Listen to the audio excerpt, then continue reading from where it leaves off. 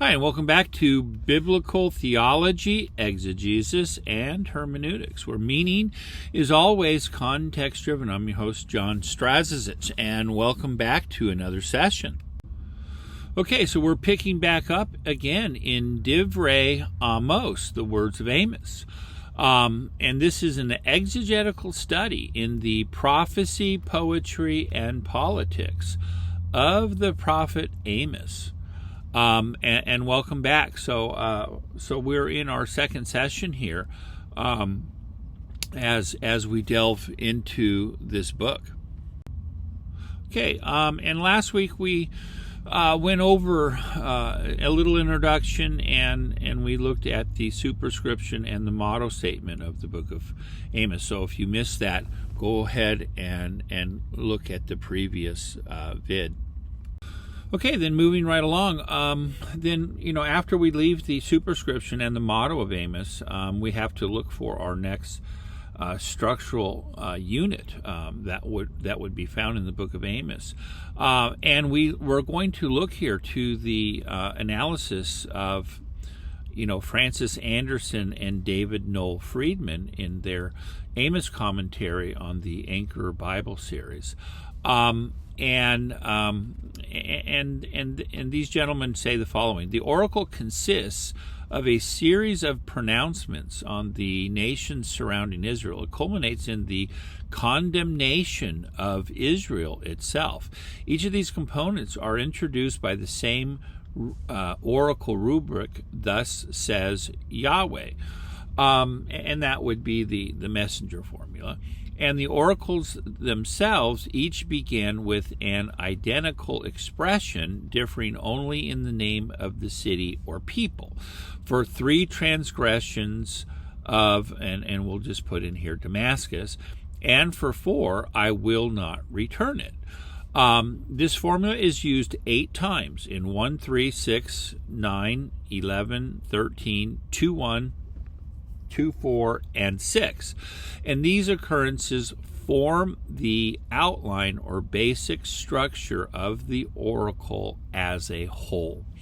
And that is what everybody follows. And it's just, it's very self informing to the reader that this is a structural unit, because once you go into chapter 3, the whole way of how Amos communicates is completely different. So we're no longer within the oracles against the nations. It's now he's addressing Israel specifically.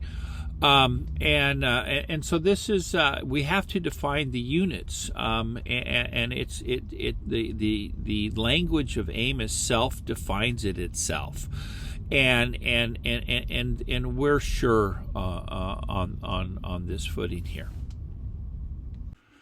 Okay, then this slide here is going to show us the 8 countries involved in Amos's oracles against the nations.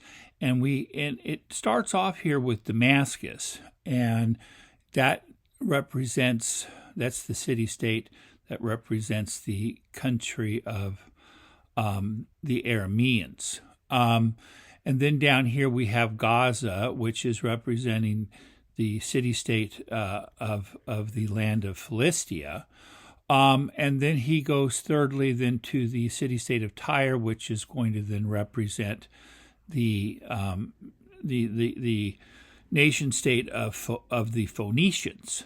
And then he comes down here then to Edom, and then he goes up to Ammon, then he goes to Moab, and then lastly he then mentions Judah, with Israel being the target, which is the last and 8th nation. So you could kind of see that he divides up the first 3 over here to the west and along the coast somewhat, and then down here we have to the east and south Edom, and then Ammon, and then Moab, and then he hits the covenant people of Judah, and the target is Israel.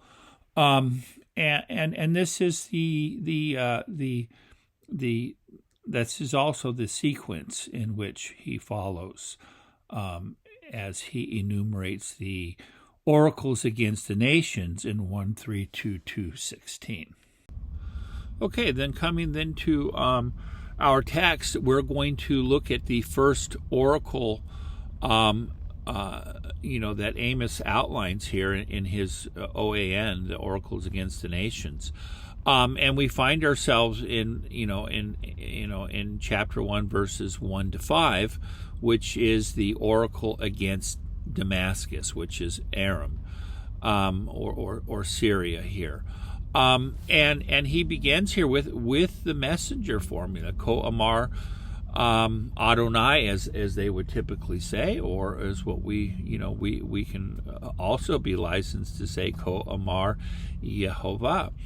Al Shalosha Pishe Damasek, Ve'al Arba'a Lo Ashivenu, Al Dusham Bacharutzot Habarzel et Hagilad, V'shilakti Eish Beveit Chazael V'achela Arminot ben Hadad, V'shavarti Beriach Damasek V'hikrati Yoshev Mibik-at Aven, V'tomek Shevet Mibet Eden V'galu Aram Kira Amar Adonai.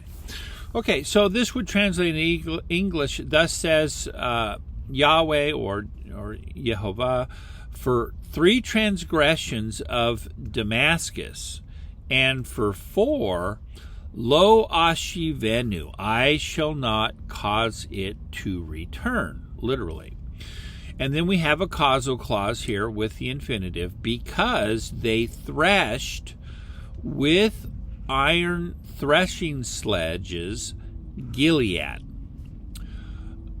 And I shall send a fire on the house of Hazael, or you could say, therefore, I will I'll send forth fire on the house of Hazael, and it will consume the palaces or citadels of Ben-Hadad.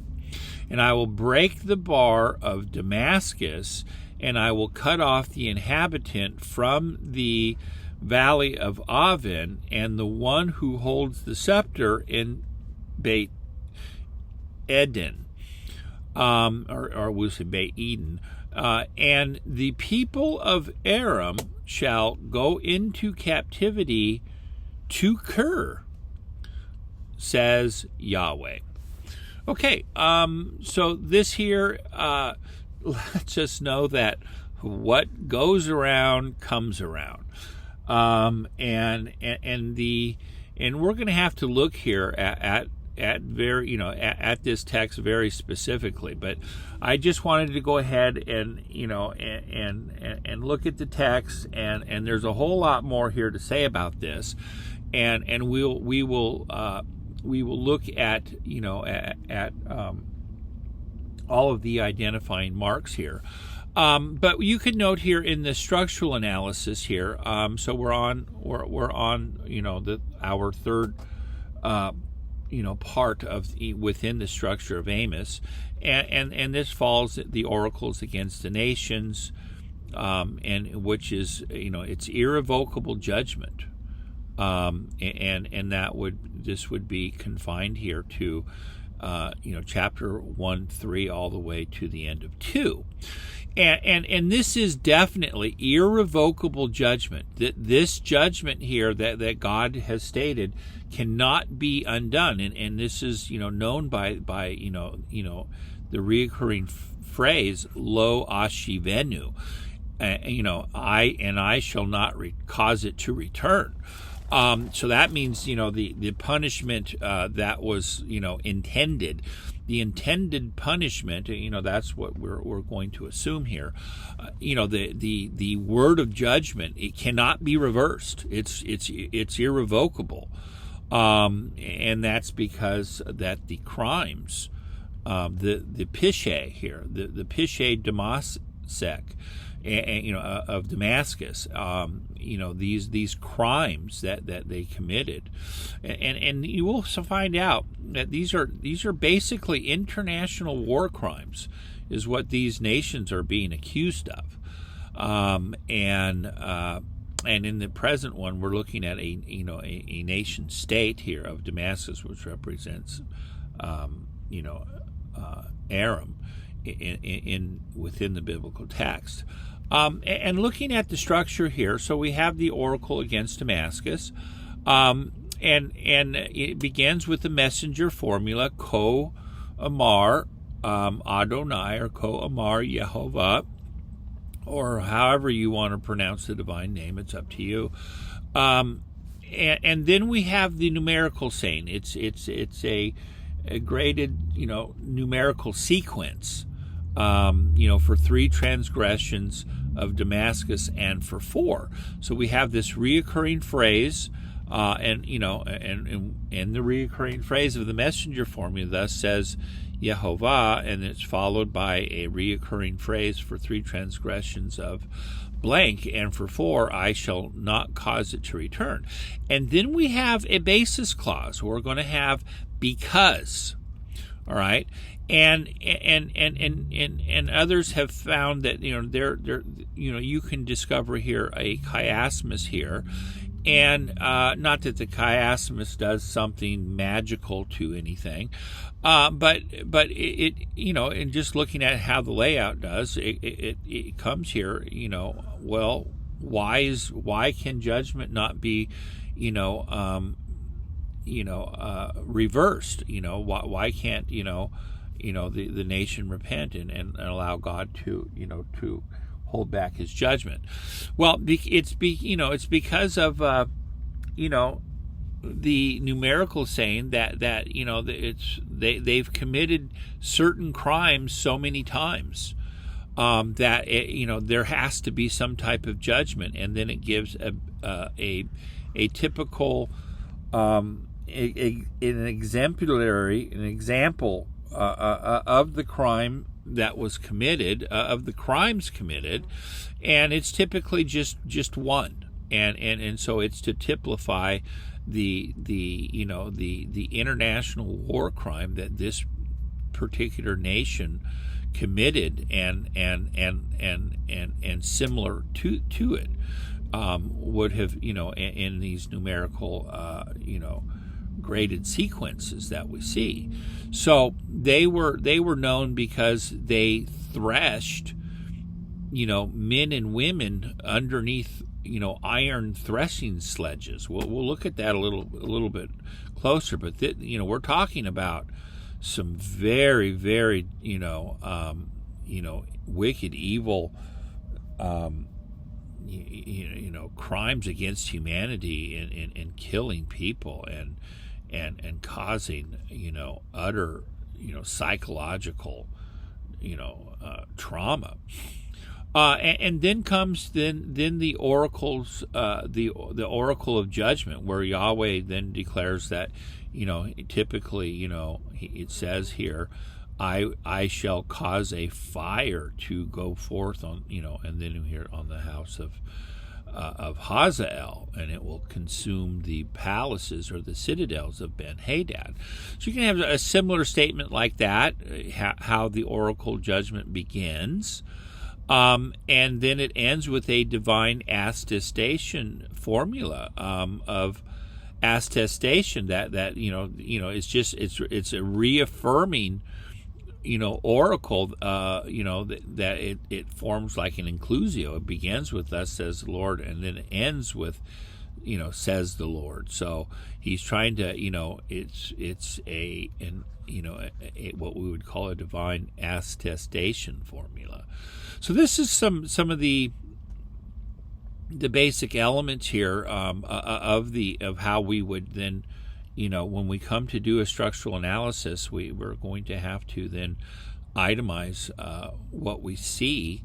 We'll see this in the next slide. Okay, then coming then here to the formulaic patterns in Amos's oracles against the nations. And some of these other, this is typically called the OAN. You'll see this, within the various works on Amos, commentaries and journal articles and other reference materials. And you can see that Ezekiel has, his own oracles against the nation. Isaiah does, and Jeremiah. And so these are, some, the at least here with Ezekiel and Isaiah and Jeremiah within what we'd call the major prophets. They have quite large sections of the book that are devoted to oracles against the nations, and you're going to see that most of these nations are all then Ezekiel has his own against Damascus, and Isaiah has his own, and so does Jeremiah, and against Tyre, especially Ezekiel does against Tyre, and Philistia and Edom and Moab and Ammon. They all, they're all there, and so this is on a cycle that's going to be repeated over and over again. So Amos's cycle here, we'll see here that that this judgment by Yahweh is reoccurring throughout history, and which can be seen in all the major prophets along here with Amos. But isolating the individual units here, we can see here that we have the messenger formula, which is "Thus says the Lord," and then we have the indictment, which comes in the form of this numerical sayings with irrevocable punishment. That would be "Lo ashivenu," I shall not cause it to return. But we have this, for 3 transgressions of Damascus, and for 4, I shall not cause it to return. So this is a recurring phrase. So we want to isolate that. So we have the introductory speech reporting formula of the messenger formula. Then we have this indictment of the numerical saying. And thirdly, now we're going to have a basis statement. Because they threshed, with iron threshing sledges, Gilead. And that's the way it goes in the Hebrew text. So we're going to isolate this. This is why I put this as in a tristic. And I think that would be the proper way then to read this poetically. And then we fourthly here we have then we have the prophetic oracles of divine punishments. And then that is going to start, "And I will send a fire out against the house of Hazael, and it shall consume, the citadels," or some type of residence here, of Ben-Hadad. Okay, and then it's going to be itemized, and this goes down into 5 all the way, down here, and it itemizes several of them, and of punishments, and then it ends with a concluding, speech report formula, inclusio or envelope. So, so you it's an envelope is that it begins and ends with something, and then in between is basically the message itself that's put inside the letter. Boom, there you go. Okay, we'll look here at some of the words of Marvin Sweeney, an important Old Testament scholar. The messenger formula is well known in prophetic speech, although it appears to derive from diplomatic discourse, in which a king or other figure sends a representative to convey a message to another party. The messenger begins by identifying the source of the message, "Thus says X," and then proceeds by quoting the message verbatim. And we can see this, right within the biblical text. And we'll look here at Genesis 32, when Jacob sent, some of his servants to convey a message to his brother Esau. Okay, and the text here says, then Jacob sent messengers before him to his brother Esau in the land of Seir, the country of Edom. He also commanded them, saying, thus you will say to my lord Esau, thus says your servant Jacob, I have sojourned with Laban and stayed until now. I have oxen, donkeys, flocks, male and female servants. I have sent to tell my lord that I may find favor in your sight. And the messengers returned to Jacob, saying, and then they go on. But what we can see here is we have a report of the sending. Jacob sent messengers before him, the addressee to Esau, his brother, place to the land of Edom, instructions, and he instructed them using the messenger formula. Thus you shall say to my lord Esau, thus says your servant Jacob. And then the quoted speech, and then it goes, I have sojourned with Laban, da da da da da. And then we see the execution of the mission, and then the report of the messengers bringing back word.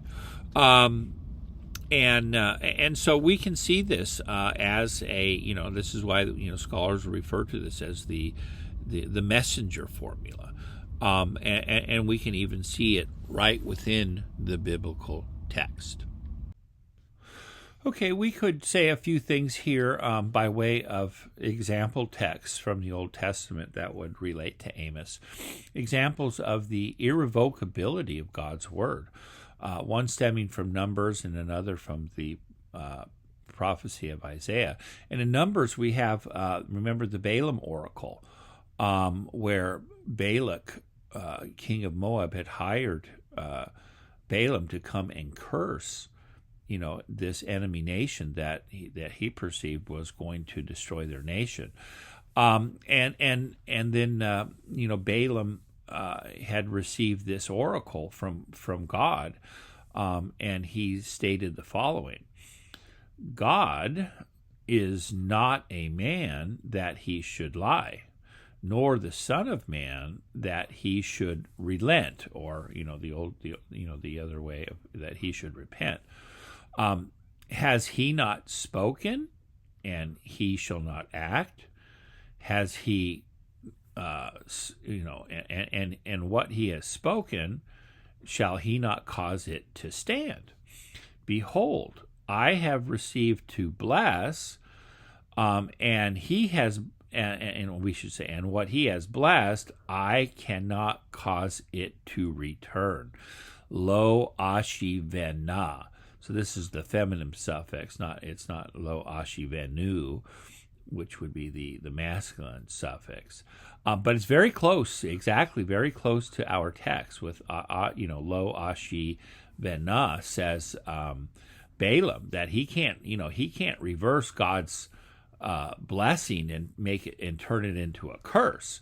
Well, basically, this is somewhat just the opposite of what Amos is saying. Amos is saying, that God has determined that He's going to, He's not going to, revoke His message of judgment against these nations.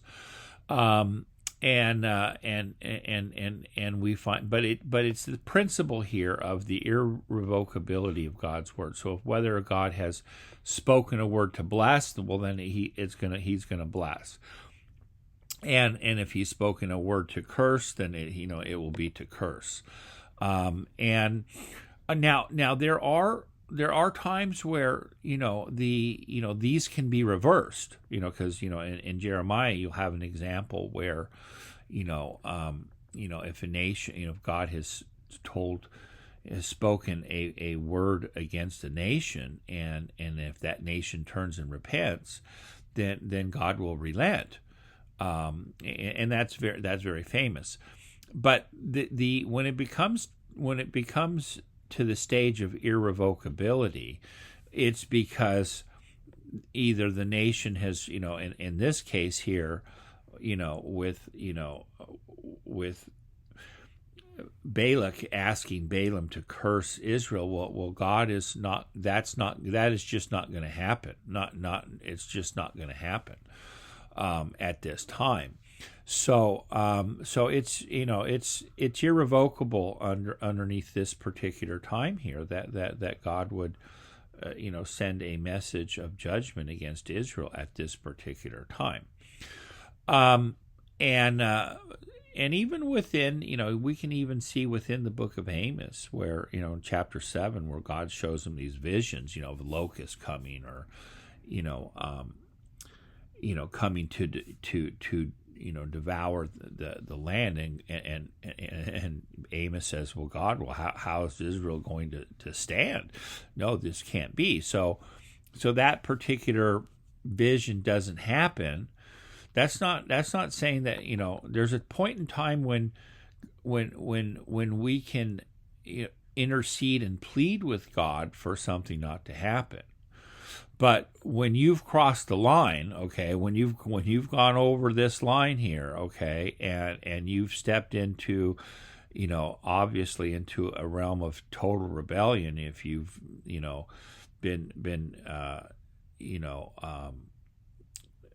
been in serious rebellion, well, there has to be judgment, and that's when it doesn't matter what's going to happen, no matter how many tears one sheds, there's going to be judgment that comes, and so both of these play out within the biblical text and within Amos itself. There is a point where they can repent. There is an offer of repentance.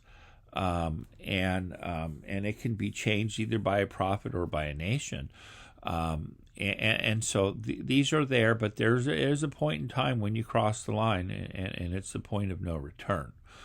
And we can see here in Isaiah, I have sworn by myself, a word in righteousness has gone forth from my mouth, and it shall not return, for to me every knee shall bow and every tongue shall confess.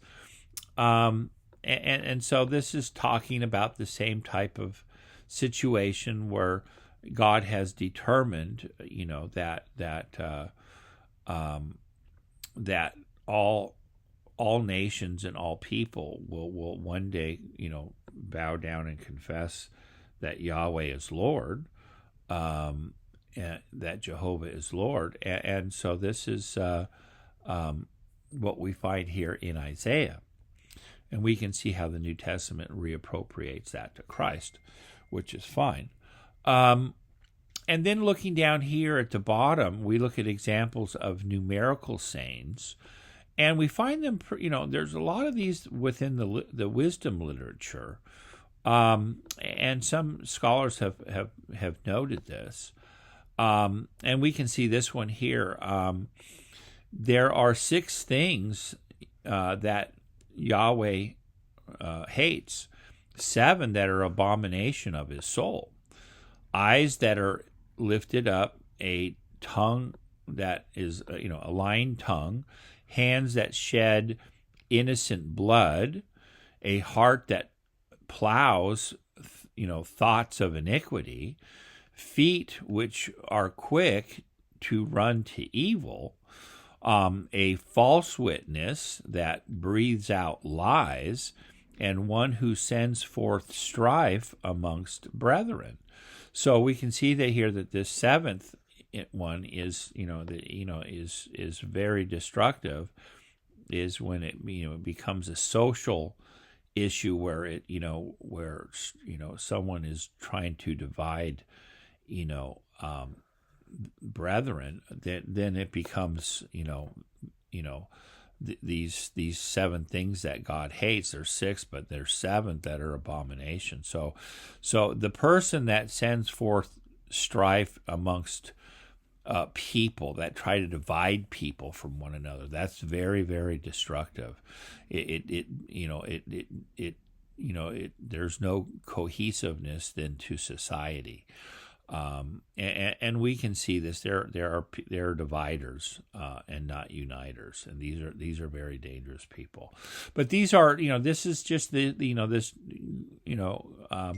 graded numerical sayings that are found within the biblical text that are, Amos is not just the only one. He just he's first amongst the biblical writing prophets to obviously to use the numerical sayings. Okay, then coming then to this slide, following up here on these numerical sayings. Hans Wolff says the following: Amos makes use of these sayings, but he does not follow through with them, meaning, enumerating each particular, for 3 and for 4. He doesn't enumerate them. How are we to explain the fact that in the oracles against foreign nations, Amos initially refers to a sequence of 3-4 transgressions, but then specifies only one? After stating the number of phenomena involved, x plus 1, 3 plus 1, 4, the regular graduated numerical saying always precedes to enumerate the larger figure, and this would be 3 plus 1, and never merely the smaller number of phenomena, 3. And then he says, see Proverbs 6:16-19, which we saw there was, 6 things the Lord hates, 7 are abomination of his soul. Yet the smaller introductory numerical citations in stricter form of the sayings already imply special emphasis on the culmination phenomena, x plus 1. So you're looking towards the 7th one.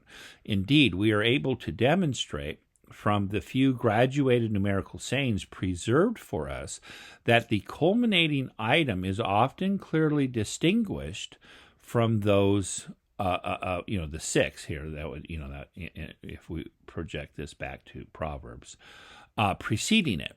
Thus, each of the sayings in Proverbs 30, 18-19 and 29-31 presents an initial list of 3 non-human phenomena, then adds as fourth in the sequence a corresponding mode of human behavior.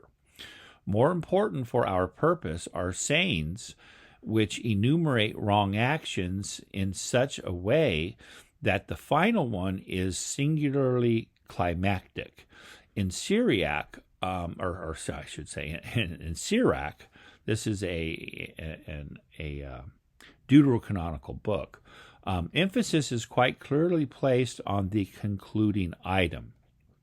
Concerning 2 things, my heart is grieved, but concerning a third, my wrath is aroused. When a man of means is reduced to poverty, when men of understanding are treated contemptuously, but when a man turns from righteousness to sin, may the Lord prepare him for the sword. So there you go. The 2 things, and then the third. And so the worst one is the last and final one. Only the last clause has to do with an actual crime which merits divine punishment. The graduated numerical saying to which Amos alludes must formally have been of similar types. He cites explicitly only the last of 4 crimes, the one which tips, indeed overloads the scales, rendering Yahweh's direct intervention unavoidable. It is thus quite evident that Amos fashioned the introductory formal element of our oracles out of generally familiar traditional material, was particularly well suited for oral transmission, since the numerical scheme facilitated memorization. He's just referring to like for 2 and for 3, or for 3 and for 4, or the 6 things the Lord hates, 7 that are abomination to his soul. These are facilitated to memorization. If the genre developed from the riddle, as Eisfeld assumes, then its catechetical function becomes even more understandable. So it does seem that these are, typified as coming from wisdom, from the wisdom circles, but then Amos used this and adapted it to his prophetic message of the irrevocability of God's judgment upon these 8 nations that he goes to enumerate. So I thought this was very insightful of Wolf, and that, usually here that we have one crime that is going to then be enumerated, but he starts off saying for 3 and for 4, and then he cites one, conspicuous crime that was specified as Wolf says here, it tips the scales. So I would generally tend to agree here with the observations here of this fine German scholar. Okay, coming to this slide, we can reproduce this several times in different fashions. Typically, each scholar is trying to figure out the rhyme and reason for the way that Amos enumerates the 8 countries that are designated for punishment in Amos's oracles against the nations here, in chapters 1:3 through 2:16.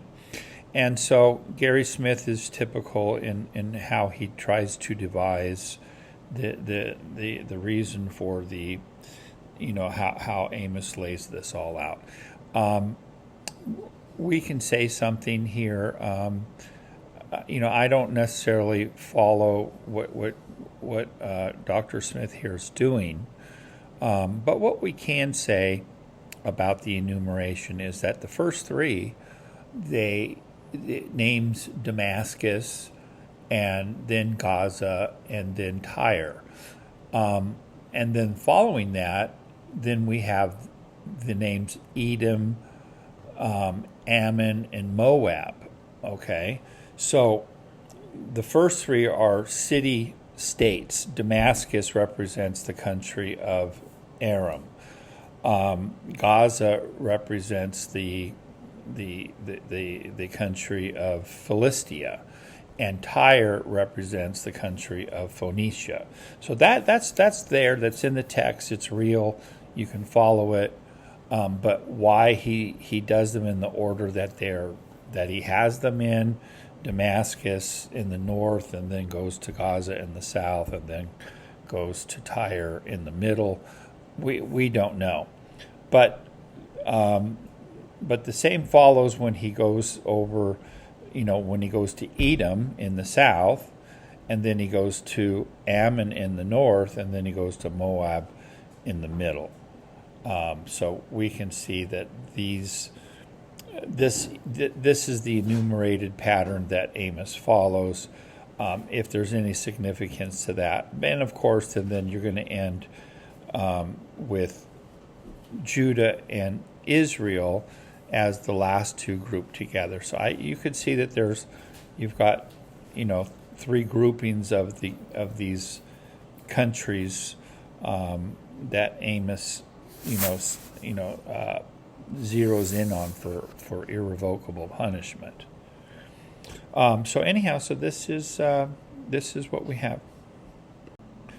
Okay, then to piggyback upon what I was just saying, we can see here we have the city-state of Damascus, but it's within the greater country here of Aram that Damascus rules over.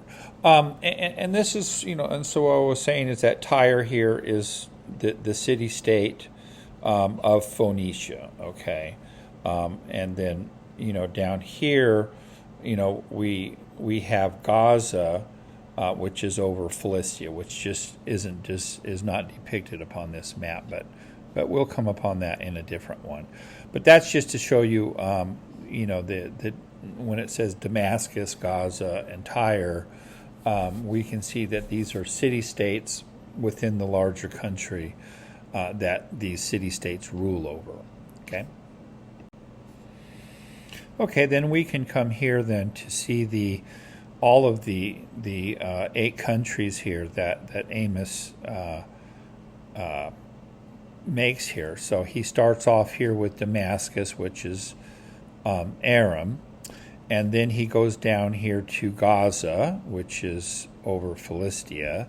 Then he comes back up here to Tyre, which is over Phoenicia. And then he comes down below Moab. We have Edom down here to the south and east. And then he goes to Ammon, and then he goes to Moab, and then finally the last 2 he goes to Judah, and then Israel is the target, since that is who his prophecies are primarily directed against.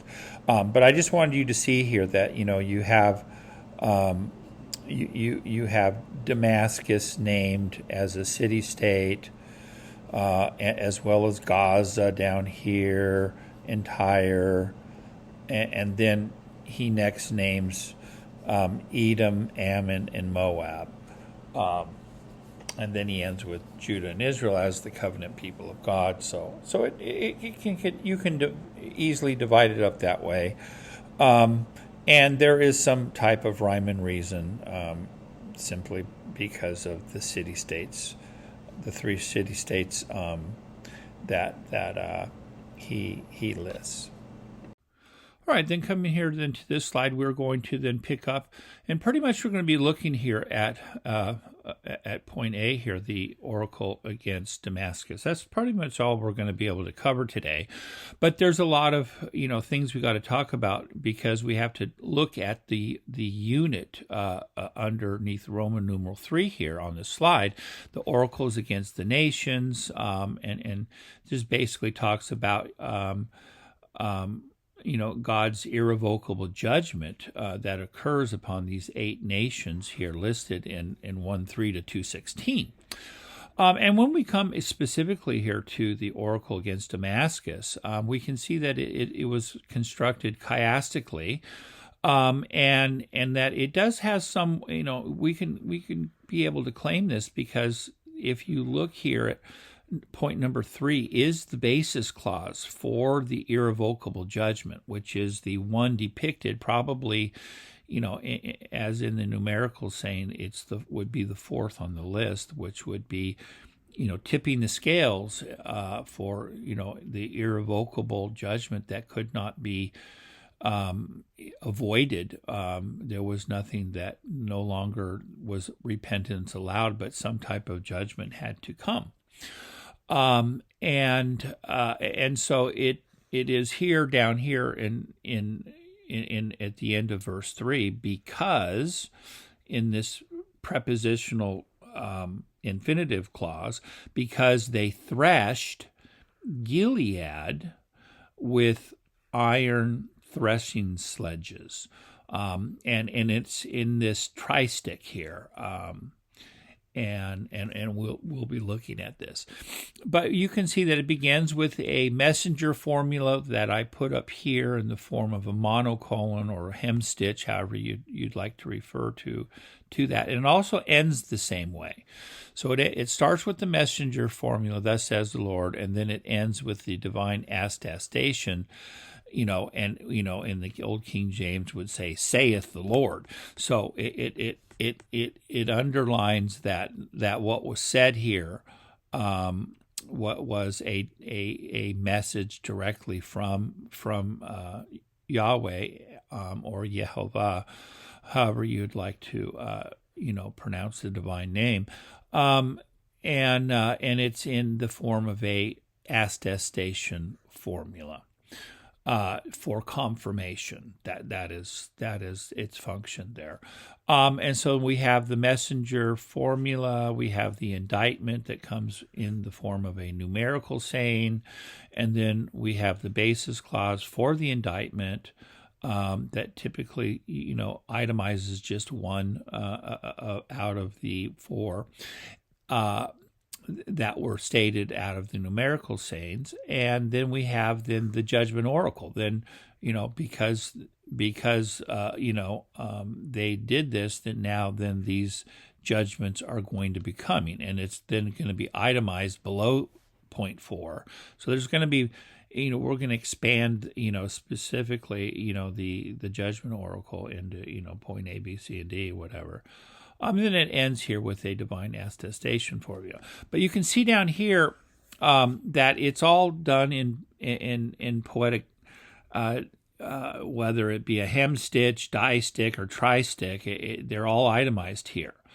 And we need to go into talking about, before we get in specifically to the text and look at it, you're gonna see, well, why am I putting the text and separating clauses from clauses here, and that's done because of Hebrew poetry, and I think what we're going to do here is take a little trip here into some dynamics of Hebrew poetry, so that you're going to get a grasp of how to read Hebrew poetry.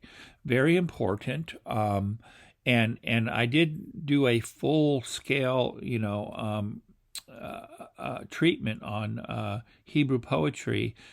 That was the very first presentation that I made on this site a couple years back. So you have to go back and look at the very first entry that I made, and it was on Hebrew poetry, and I treated it, a pretty full treatment there of the subject. And I'm going to give a digested version here, but it's important because this is going to be the foundation for all that follows as we study through Amos, and we'll be, at times highlighting the theological nature of these disticks, tristicks, and monocolons or hem stitches. Okay, then. Coming here then to this slide, any treatment really about Hebrew poetry, we need to start here with the Anglican bishop Robert Lowth, and this is somewhere around 1753-ish. He's an Oxford Don. He's typically referred to as the father of Hebrew parallelism. And he wrote a couple volumes on the lectures of sacred poetry of the Hebrews, and also in his Isaiah commentary. And this is what he says. And he's looking at Hebrew poetry, and he says he defines it as the correspondence of one verse or line with another I call parallelism.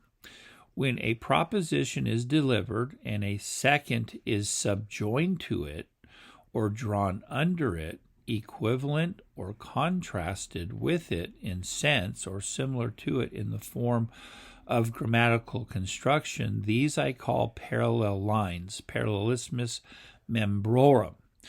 And the words or phrases answering one to another in the corresponding lines, parallel terms. Parallelism may be reduced to three sorts: parallels synonymous, parallels antithetic, and parallels synthetic. So if you heard this language here before, it all stems back here to the bishop here, who does need to be honored in that he's really the first to come out and itemize Hebrew poetry for us that we know of, and that his works survive. So this is a very, very important figure. Okay, then he goes on here to define then his synonymous parallelism, antithetic, and synthetic with examples here. And so for synonymous parallelism, he says the same sentiment is repeated in different but equivalent terms. And he gives a typical example. It is good to give thanks to the Lord, to sing praises to your name, O Most High. So you can see here he has, this is a distick, and it is good to give thanks, and then it's going to be paralleled by to sing praises, right? And then it's, to give thanks to the Lord, and to sing praises to your name, O Most High. So you can see here that we've got parallel terms, Lord, Most High, and then some type of verbal parallel here to give thanks or to sing praises. And so this is what he calls, synonymous parallelism. And it's, and this is, how it all started, and we'll see how this progresses and becomes a little bit more defined as scholars, in subsequent generations refines his definitions, but his three definitions pretty much remain intact. They're just going to then to be highlighted. So antithetical. These are not confined to any particular form, for sentiments are opposed to sentiments, word to word, singulars, plurals to plurals. So he's just telling you there's many different types of antithetical parallelism, but he gives us here an example here. For the Lord knows the way of the righteous, line A, and then, but the way of the wicked will perish. And then there's line B. So this is the distick. The first one states something positive. The Lord knows the way of the righteous. And then he tells us antithetically, but the way of the wicked will perish. So this represents antithetical parallelism, and we'll see more of this. And then synthetic parallelism, or formal parallelism, is pretty much the part of Robert Loth's definitions that have caused the most problems for him. But I still think that it remains the same. It just needs to be defined and refined. And later scholars do this. And this takes us basically, understanding synthetic parallelism basically leads you to come up with what are the basic operating principles of biblical Hebrew poetry. So really, synthetic parallelism, it guides us into the operating principles of really what's behind, line A, and then we have the caesura, and then line B, and for these disticks.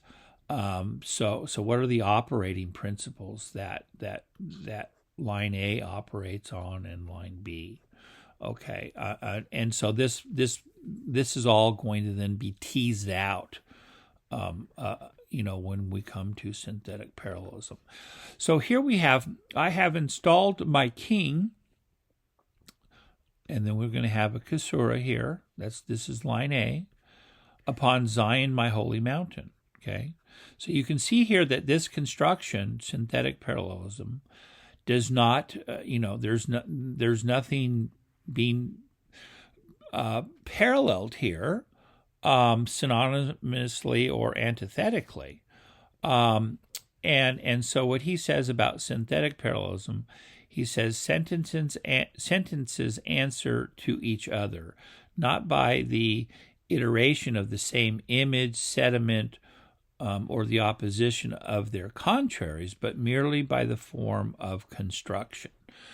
So this here, we're going to look at this a little more deeply, but it's just basically there's a statement, and then there is maybe the conclusion of that statement, but it's definitely not, parallelizing some thought from A into B. It's giving you the conclusion, or the another fuller statement. So we'll look at this as we move along, and but this here, this synthetic parallelism definitely opens up the door then to find out what's really going on in line A and what's really going on in line B. Okay, then coming here to this slide here, we have the characteristics of Old Testament poetry. And Gottwald, very excellent scholar here, says the following: the fundamental formal feature of canonical poetry is the correspondence of thought in successive half-lines. So notice the word correspondence, that is exactly what the bishop had stated. It's a correspondence of one line to another line. But he puts in here of thought, correspondence of thought in successive half-lines. Very key term here in working towards the definition of the fundamental, operating principles of biblical Hebrew thought. So the fundamental formal feature of canonical poetry is the correspondence of thought in successive half-lines, known as parallelism of members, parallelismus membrorum. The thought may be repeated, contrasted, advanced, may be figurative, stair-like, or inverted. Parallelism may be both within lines and between lines. So this is basically, you're going to want to reference this. This is key to I always love quoting this because this is full of knowledge, and this is really a very key aspect to understanding what's going on in Hebrew poetry. Okay, next coming up on our list here is Robert Alter,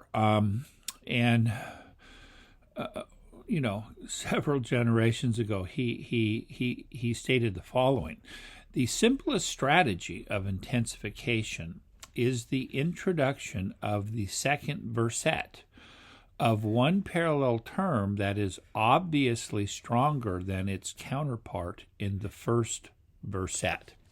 So we'll see what he means. So he's talking about here the simplest it's the strategy of intensification.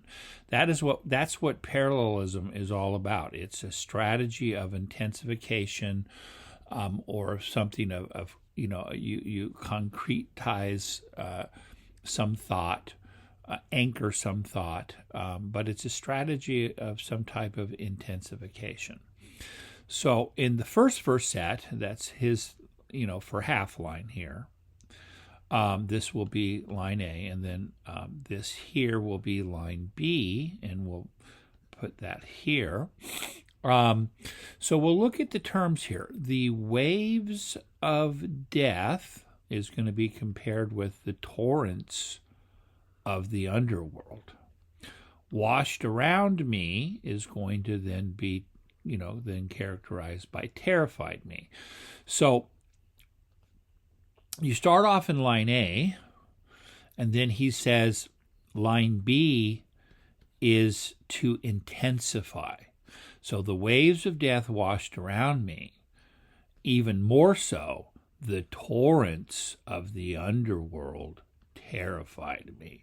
So you can see here that everything gets intensified, the torrents of the underworld, from the waves of death, and washed around and then terrified. This is a structure of intensification. And you can see this in Robert Alter's volume here on the art of biblical poetry.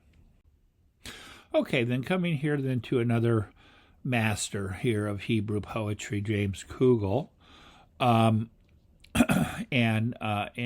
he had said the following: the parallelistic style in the Bible consists not of stringing clauses that bear some semantic, syntactic, or phonetic resemblance, nor yet of saying the same thing twice, but of the sequence line A and then line B, in which B is both a continuation of A and yet broken from it by a pause, a typically emphatic seconding style in which parallelism plays an important part, but whose essence is not parallelism but the seconding sequence. So this is getting us a little closer. It's somewhat exactly what Alter was saying. And so we'll look at the next slide that Kugel brings forth.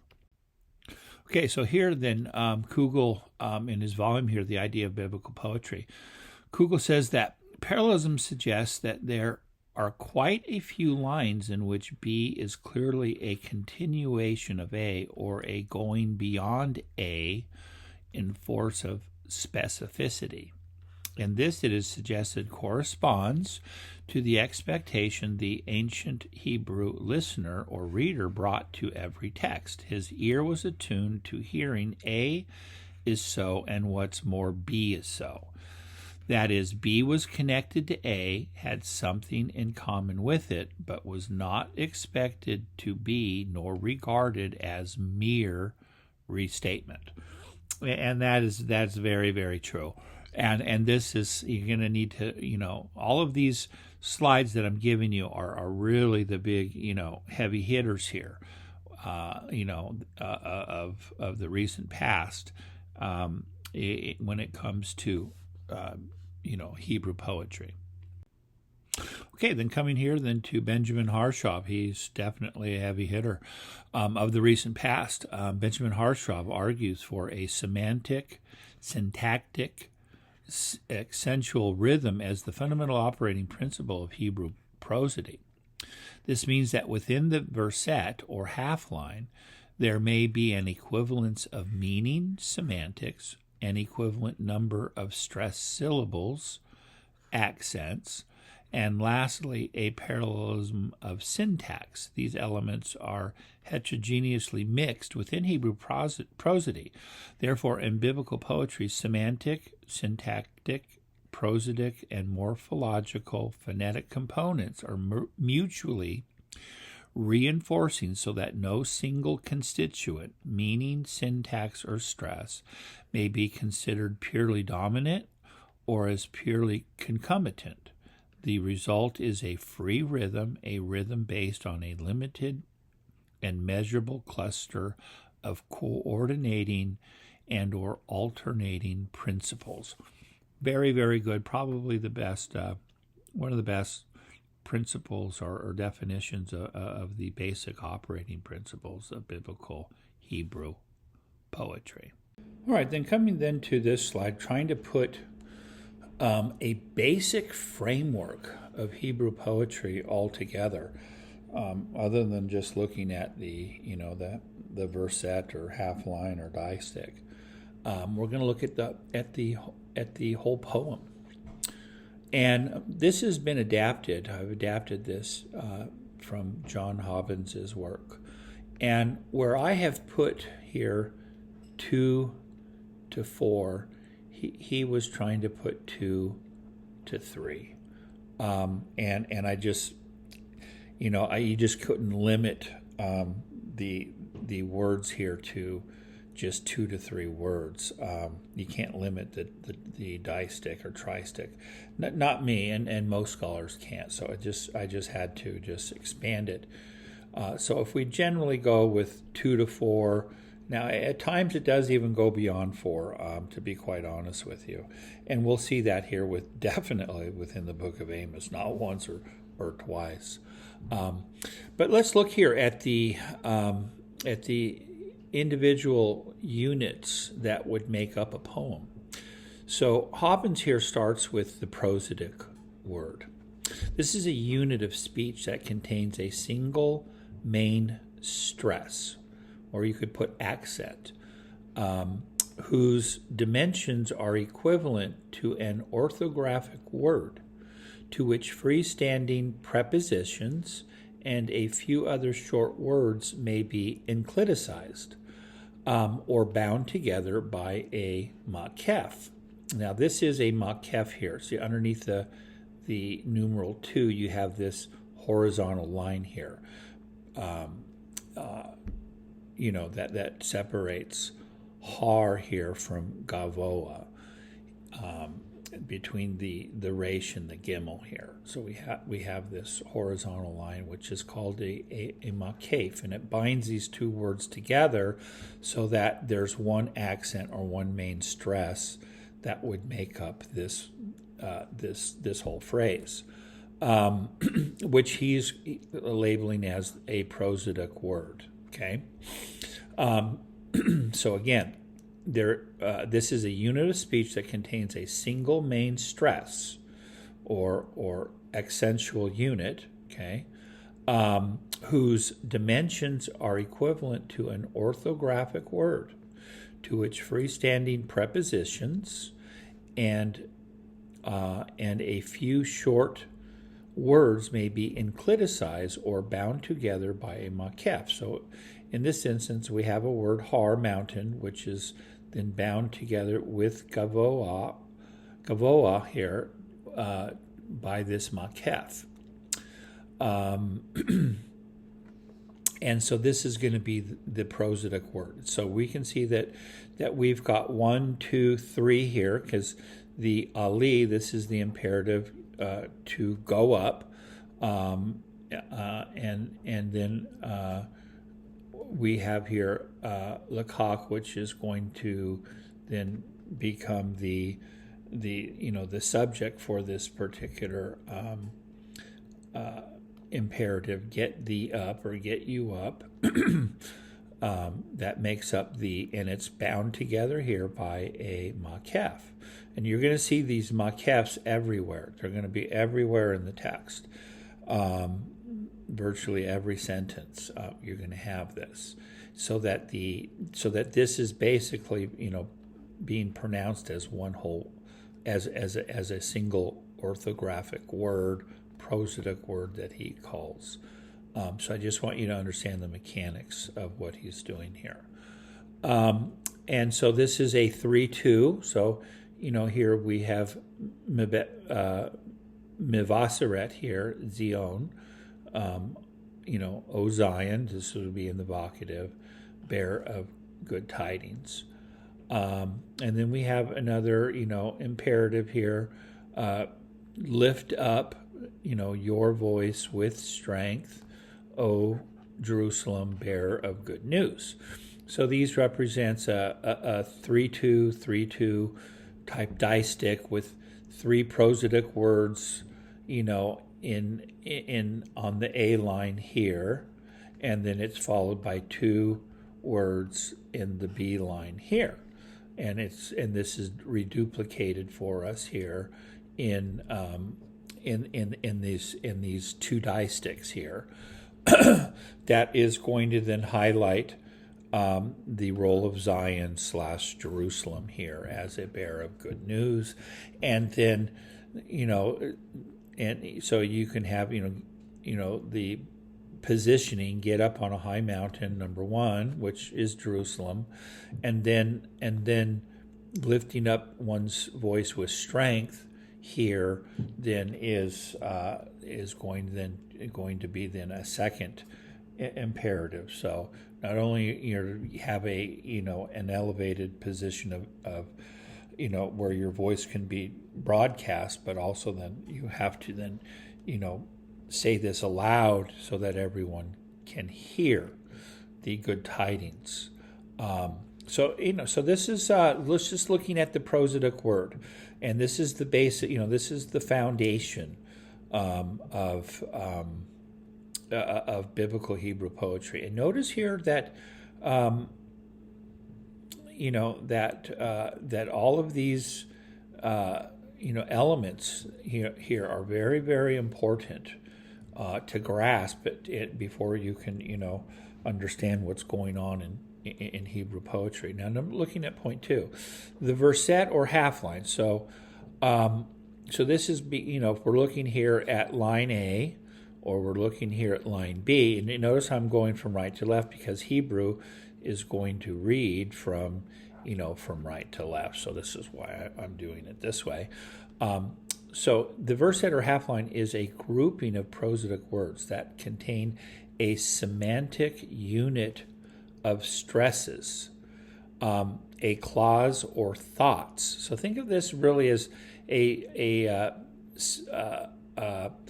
clause of thought. So this is just, these are thoughts. So, look at the A line here. This is the thought. It basically, get thee up upon a high mountain, literally. This is the imperative, get thee up upon a high mountain, O Zion, bearer of good news. So each, line A and line B have a unit of thought. Now, it may only be a half thought, quarter thought, whatever, but it's a partial thought. But it's enough for you to crystallize some meaning to it, that you can then understand where, when the pause comes here in the caesura or the caesura, American pronunciation versus original Latin. This word here, caesura, is Latin, but you'll see in pronunciation in English is caesura. And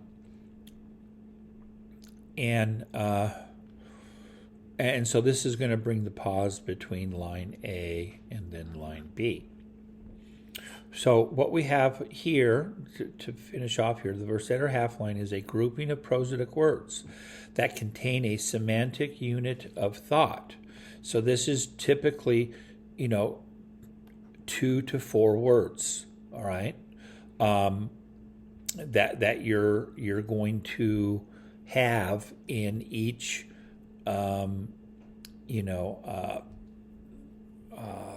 versetter half line. Okay, so as I said up here, 2 to 4 prosodic words per verset. So that would be talking about this half line right here. Or if it happens to be a tristic, you can have 2 to 4 words in either A, B, or C. Okay, so this is what we're stating here. Okay, now coming then here to 3, the next level up is the whole poetic line. So this would be a whole distic, A and B together. So this would be called a distic here. Okay, so the next level up, is the whole poetic line.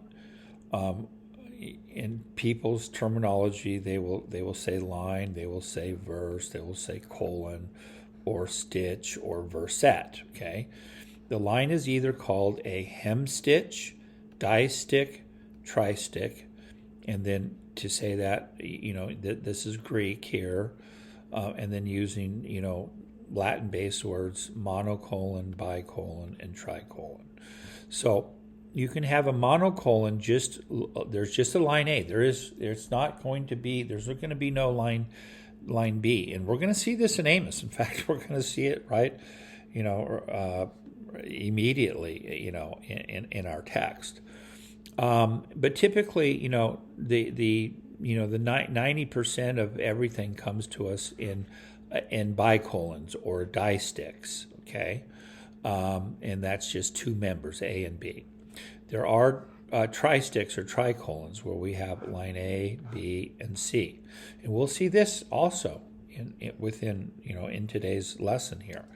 So after the whole poetic line, then what we have using now, the canon of words within poetry, we come to the word strophe. A strophe is usually a group of 2 to 4 distichs which focus on a conceptual unit of thought. And once again, Dr. Hobbins would have basically 2 to 3. And I'm going to expand that to 2 to 4.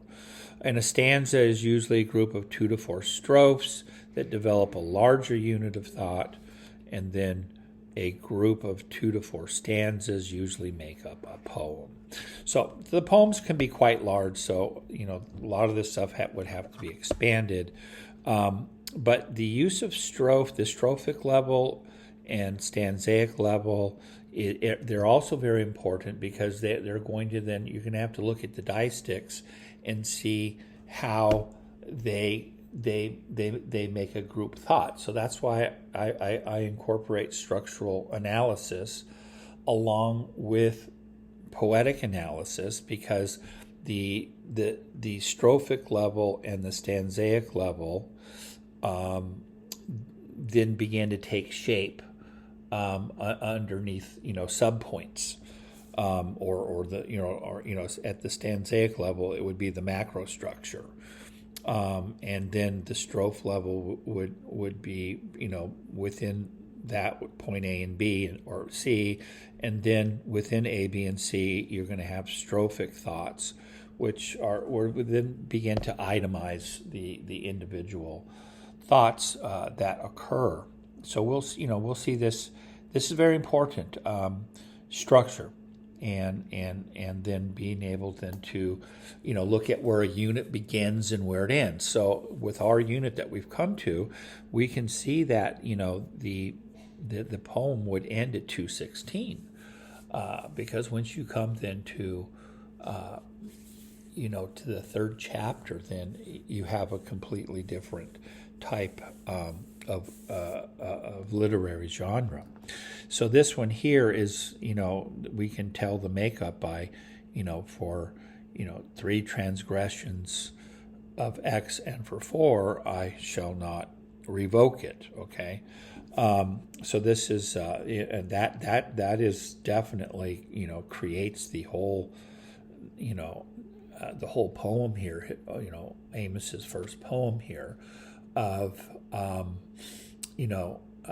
it's irrevocable judgment upon these 8 delineated countries where Yahweh is going to punish these countries, and there's no amount of repentance that can suffice for it.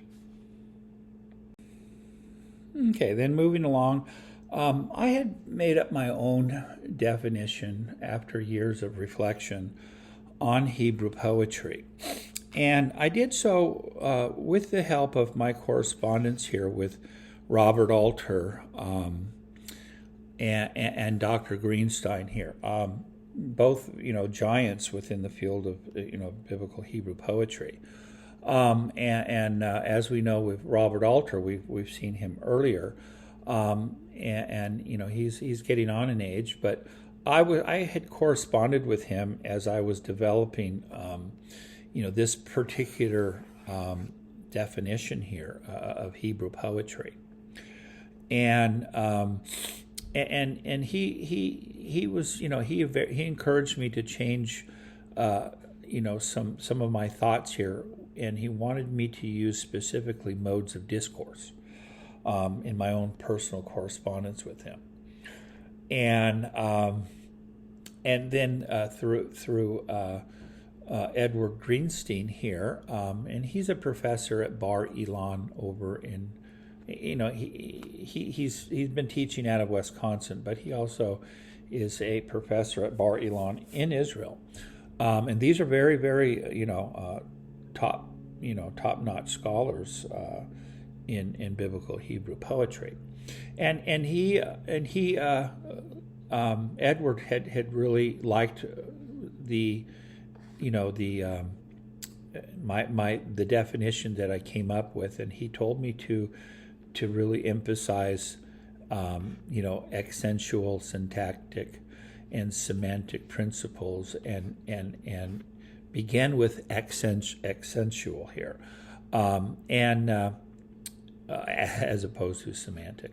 And so I took his advice, and after I came up with this, they both agreed and said, "This is great, John," and they liked this. So, but I come to my thoughts, and I ask questions of scholars if it's possible for me to do so, and through correspondence, this is what I came up with. The basic fundamental operating principles of biblical Hebrew poetry can be characterized as distinct modes of discourse, which are communicated and developed by means of discrete units of linearized rhythmical thoughts. that trade in and oscillate between accentual, syntactic, and semantic principles. And then to unfold some of this, which we did last time, we discussed a little bit about distinct modes of discourse. So we could see, like when David was lamenting over, the death of Saul and Jonathan, that would be called elegiac, poetry. Mourning over the death of loved ones. And then we, like in the temple, we would have lyric poetry. And in the case here, that we looked at, last time when we looked at the motto of Amos, that was the language of theophany that was being used, because it was a manifestation of Yahweh, and then as a consequence of Yahweh's manifestation, then there would be upheaval and disruption within the natural order. So that's why, when Yahweh, manifests himself in a specific way, then the elements of the universe can react to that. So you have the mourning of the pastures of the shepherds, and then you have the withering of the top of Carmel at the approach of Yahweh in whatever type of approach that he's going to have. And so obviously, with an approach of blessing, then it's going to be something good, and it also can be something bad, or somewhat of a combo, like at Mount Sinai. The whole mountain was shaking and smoking, and there was a trumpet and fire, and so those all elements were there because God wanted to instill fear into the Israelites at the making of the covenant, so that they would fear God. And remember, the beginning of wisdom is, the fear of the Lord is the beginning of wisdom. Okay, now to then take some of these principles here that we've been going over, and then just basically to look, coming here to verse 3, Ko Amar Adonai. So this then becomes a monocolon, or a hem stitch, okay? So it's going to stand all by itself, all right? And this is, looking at it structurally, this is just, introductory speech reporting formula. Thus says Yahweh. So whatever comes next then is quoted speech, that Amos is now going to then quote the words of Yahweh. And so then looking at our first distick here, Al Shalosha Pishe Damascus, and then we're going to have this Sisura here, and then line B is going to then come Ve'al Arba'a Lo Ashivenu. Okay, so this says, for 3 crimes of Damascus, and for 4, I shall not cause it to return, or I shall not relent, or most of our translations will say I shall not revoke it, something like that.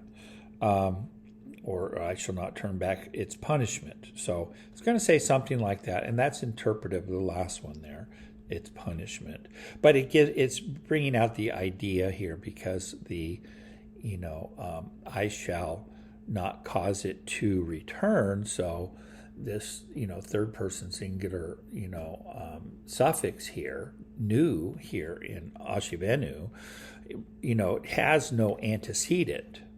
It's proleptic in that it points forward, and so you have to look forward to the punishment that's going to come in the following verse, which is going to be verse 4. I'll send fire.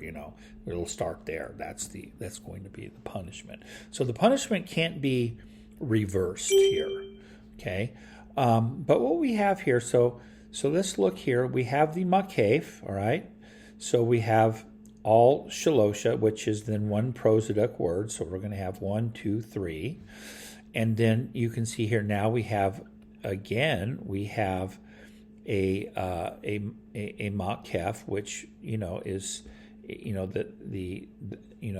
this here is the preposition all on both of these for 3 and for 4. Okay, so the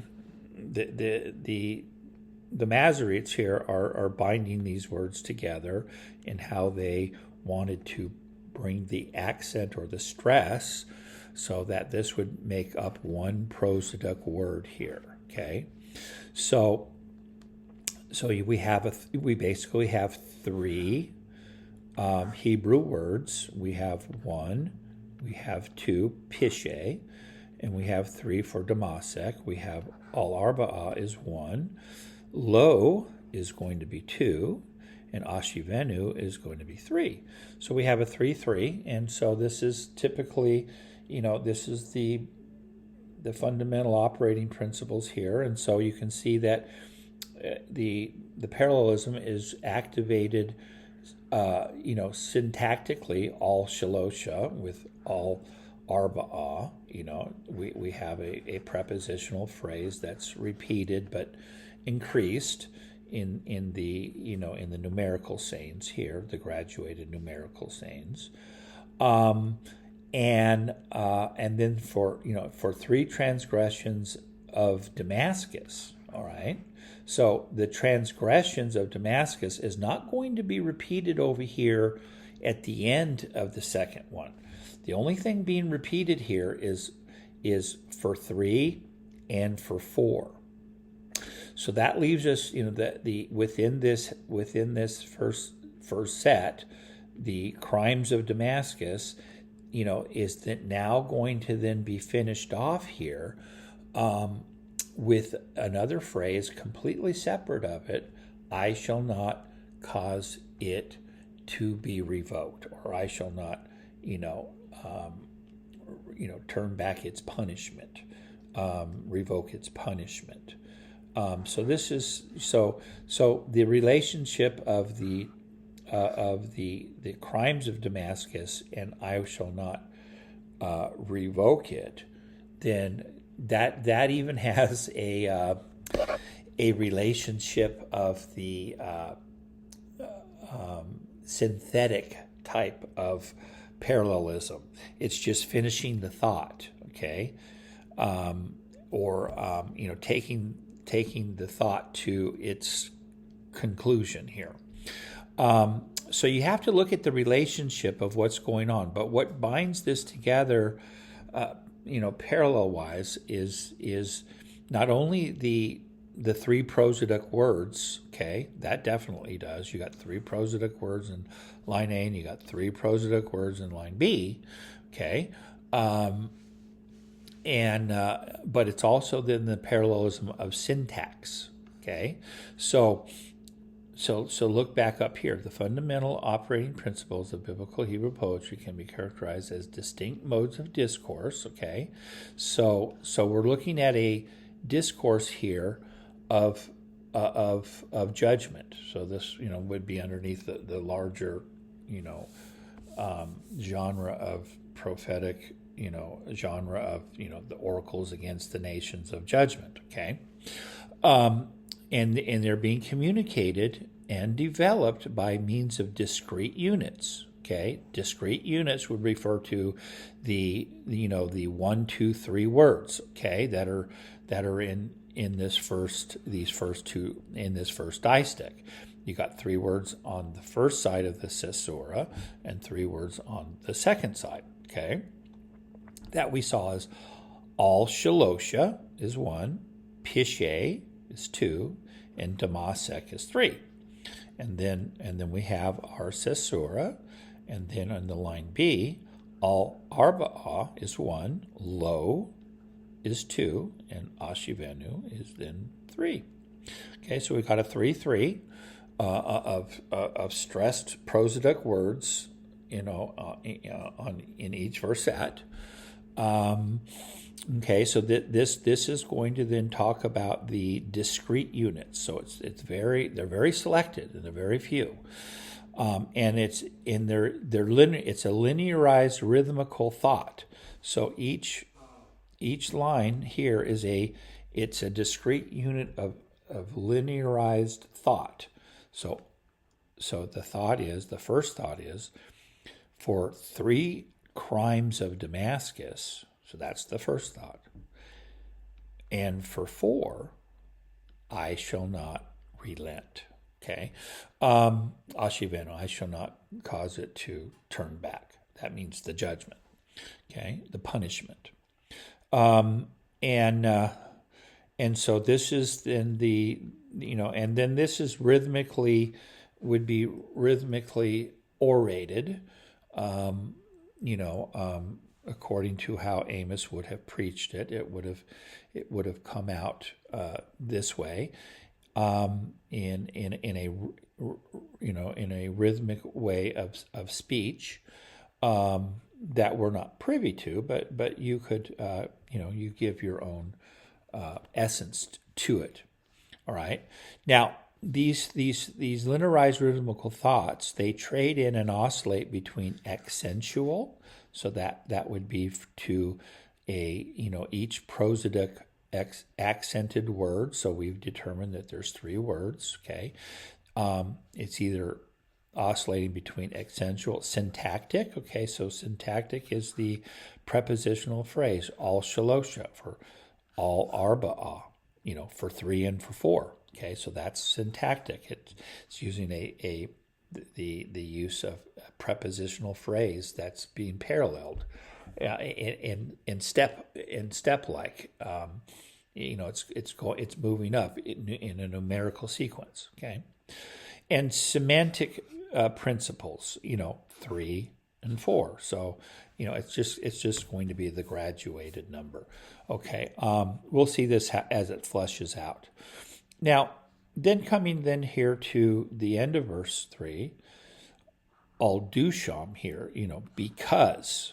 So this now we're looking here at a tristic. There's no, in Hebrew it's a tristic. Now in English, in your English Bibles, what they're going to do then, they're going to say, because they threshed, okay, Gilead. So that's all going to be in one line. Al dusham et ha-Gilad, okay, because they threshed Gilead. But you can see that in Hebrew, it's going to then be, we have another prepositional phrase, with iron threshing sledges. Okay, so in Hebrew, when you do this in Hebrew, it has to be a tristic. Okay, because you can't have here al dusham baharutzot habartzel. That's line A, and then line B is just et ha-Gilad. It's just not going to work. You're not going to have a 3-1 here. That's just not going to happen. So what I'm going to do then is I'm going to treat this makef here as I'm just not going to. I'm gonna take out the makef here, so it's 2 words. Okay, and then sometimes you have to disagree with the Masoretic reading of the text.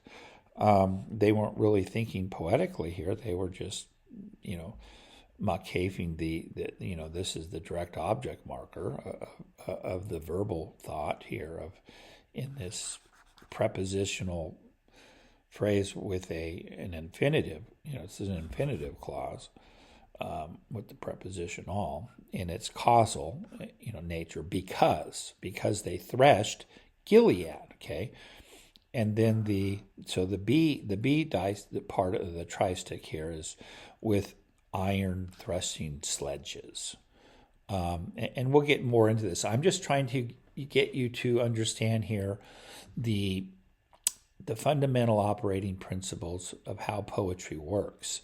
And so this tristic here then has no the only thing we can say here is that it's accentual in this point. because they threshed, okay, and I'm going to, this mock-hef here, I'm going to remove so that this is all a 2, and then this is a 2, and then this is a 2. So it's a 2, 2, 2. I'm reading it that way. All dusham, baha rutzot, habartzel, at Hagilad. So we have a 2, 2, 2 tristic here, and that's how I'm going to read this particular one. And if you're doing Hebrew, you're going to have to, I would think. But in your English translations, you'll all see that it's going to be, the distic is going to be because they threshed Gilead. Because in English, you're just, word order is more important than it is in Hebrew. Okay, so we're looking at these, linearized rhythmical thoughts that are discrete units, and they oscillate between accentual principles and syntactic principles and semantic principles. So we've seen semantic here with, for 3 and for 4. So, these are similar phrases that's graduated. We've seen the syntactic with the because this is 4-3 and 4-4, so the prepositional phrase all here that comes before the numeral 3 and 4.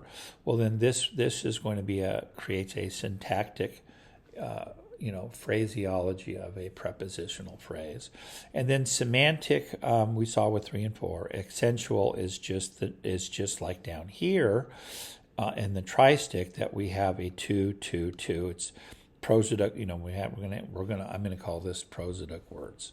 So we have 1, 2, 1, 2, 1, 2. Boom.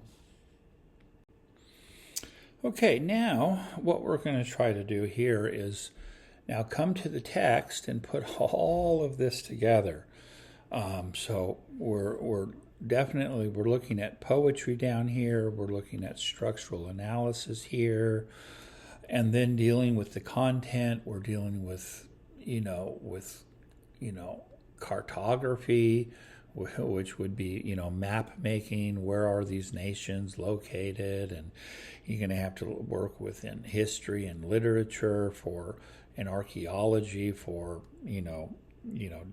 Damascus and time and place within history. You have to be able to step back and then mix all of these disciplines together to come up with interpretation. So you can see that, dealing with Old Testament is really rich with history. So is the New Testament. But when we're looking specifically at poetic literature, and now we need to look at these as they're as Alter had looked at the verset they were structures of intensification, and what we were getting that what's line A, B is much more so. Line A had something to say, and B was connected to it, but it was never ever to be regarded as just a mere restatement. It's a structure of intensification, and we can see that here in the graduated numerical saying. For 3, crimes of Damascus. Pishe here is I think crimes here is the best way to. Transgression is a good way to translate it, but remember, meaning is always context driven, and so when we look at the transgression here, they're literally putting bodies underneath a threshing sledge, and so this is a crime. These are crimes against humanity. These are war crimes that are being committed here. So it's best to understand pesha here. This particular Hebrew noun, as crime, and my old professor, Rolf Knierim, he was a Nazi soldier. He was a Nazi soldier under Hitler. Kid you not, but he was a very, very good exegete. But you can imagine sitting in class with. He was a repentant Nazi, but he was quite the scholar, I got to say. And I,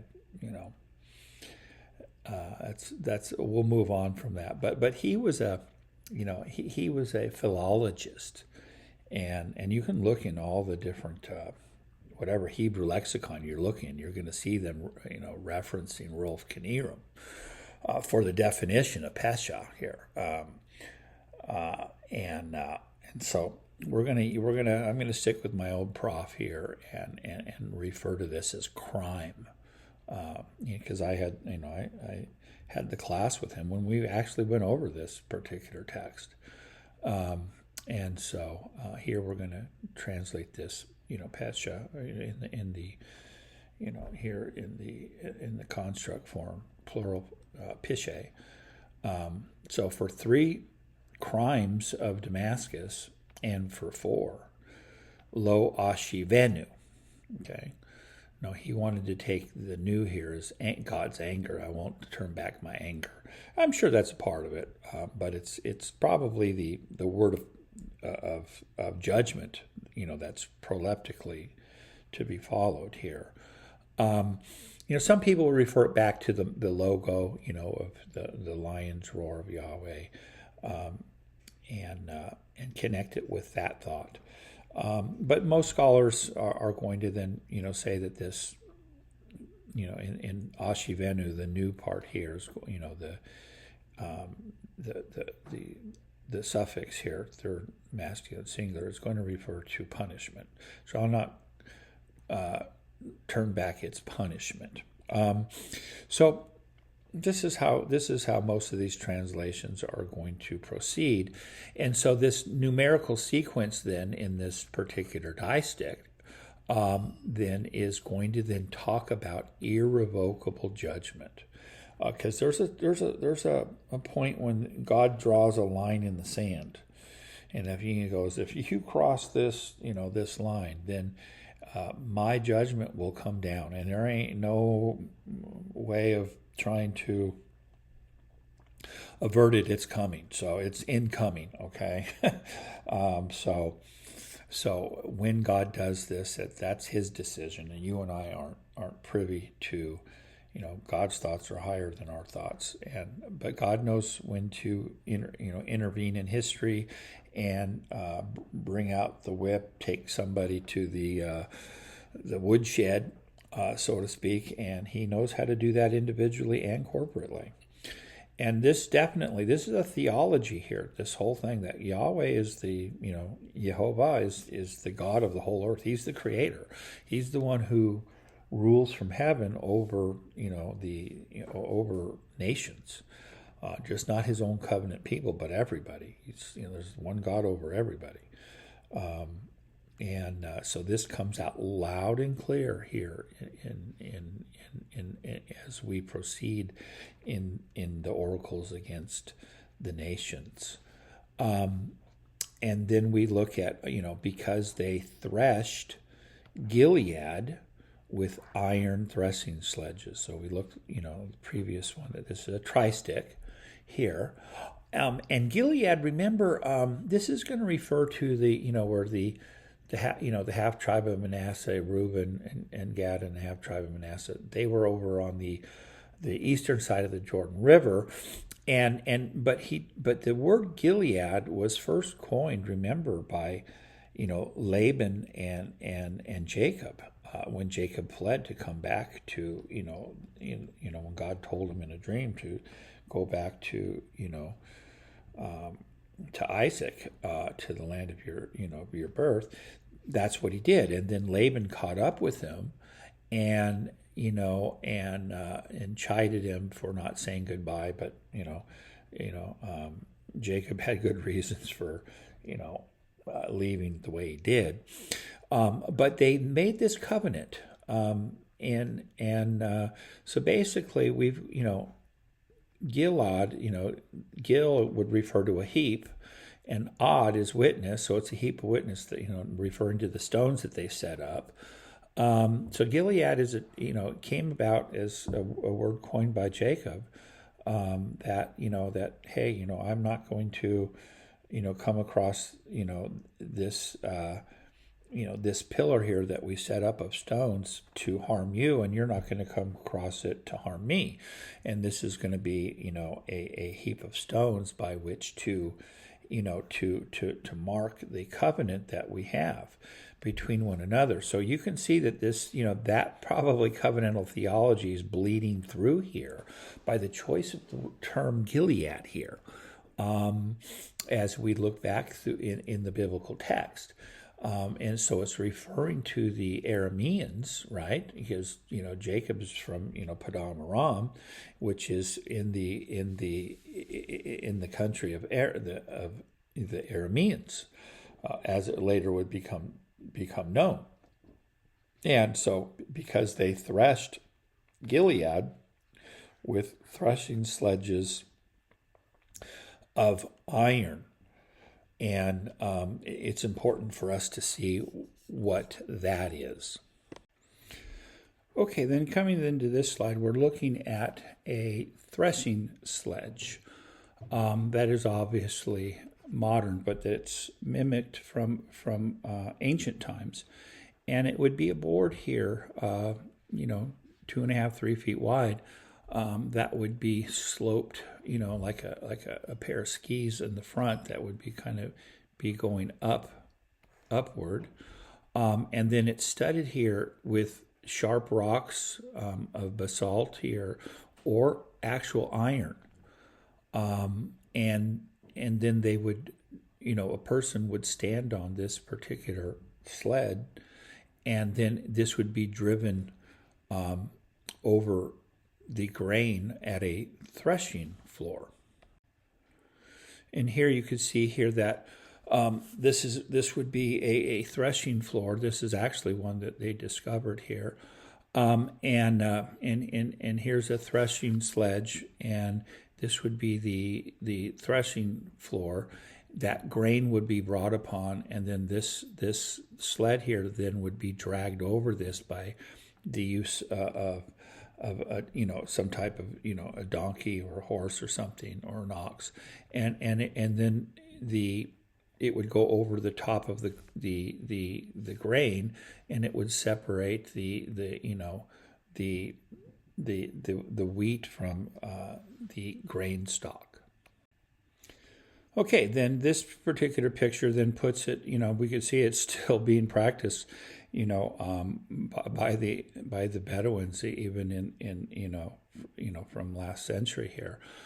So we have the threshing sledge here being pulled by oxen, and then this gentleman here is standing upon the threshing sledge, and it's going over the grain. So in our text here, in Amos, that he's typifying that the Arameans had instead of the threshing sledge going over grain, it was going over human bodies. So this is definitely would be if you had an iron threshing sledge, it would be just decimating and ripping apart someone's body into pieces, and as a form of shame and total destruction, and which would this is a war crime that God held Damascus accountable for, and God holds people accountable for sins, because why? You're made in the image of God, and you know what's right from wrong. I mean, when the missionaries came to whatever country they came to before the gospel came, those people didn't need to tell them that it's wrong to steal, it's wrong to commit adultery against your spouse, it's wrong to treat your parents bad. I mean, these are all things that are just common sense. Okay, you don't steal and lie. Okay, these are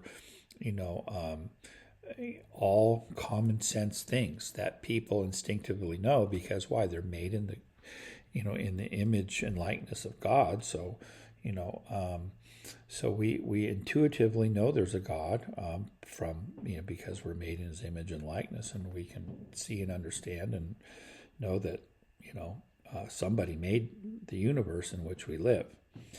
I definitely wouldn't want to be some lying evolutionist who gets to heaven and says, "Hey, I didn't believe you were there."